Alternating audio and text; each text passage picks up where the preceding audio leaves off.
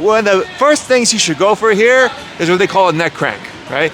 It's not really a neck crank though, it's more of a diaphragm compression, right? So what happens here, everybody gets here like this, and if I demonstrate it, I'm just pulling in and locking up, yeah.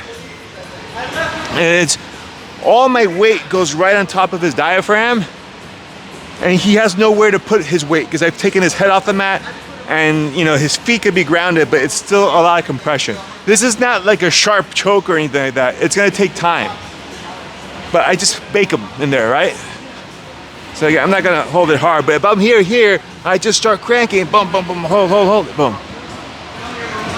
It costs you nothing to try. For him, it costs a lot.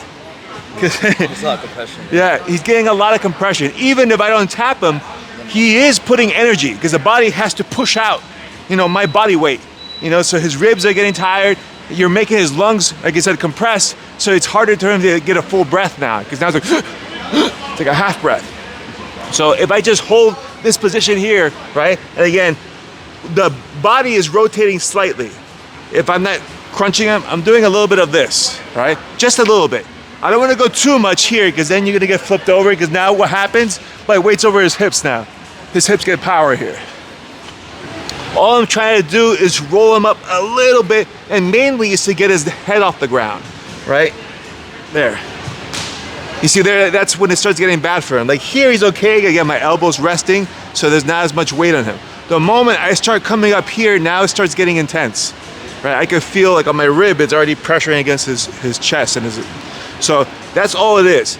And again, when you do this, this is also another one where it's important to keep your head down. Because if my head's up like this, he's gonna frame, he's gonna start right away. So when I'm like this, I'm here, boom, right? Keep your head like, just think of it like street fight rules. Always have your head on his head. They can't headbutt you if your heads are touching, right? So if I'm here, there's no headbutting, there's no hooking, and I can get my finish.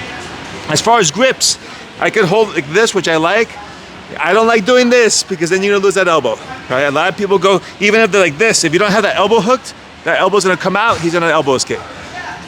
I could be here and do this, that's fine, right? But it's a little harder to elevate single arm. I feel when you can connect your hands, you get more power off your chest and rotating. As far as grips, you know, just like Chad was saying, you can also do this as far as control. And you can crank this also here, and that's fine, right? And this is a nice grip because it's a latch. It's hard for him to break this up.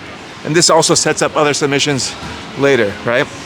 But for right now, if I get someone in this sit out or kisekatame, this is gonna be the first thing I go for. Because like I said, it's low risk, it doesn't change my position. And if he's able to eat it, he's probably gonna fatigue himself a bit, and then they guys start working into other submissions. Questions? 2 on 3, ready? 1, 2, 3, go. Thanks for watching the video. If you enjoyed it, please like, subscribe, and hit that notification bell so you'll be notified of all of my latest videos on YouTube. But really the best place to find all my content is my website, davidmma.com.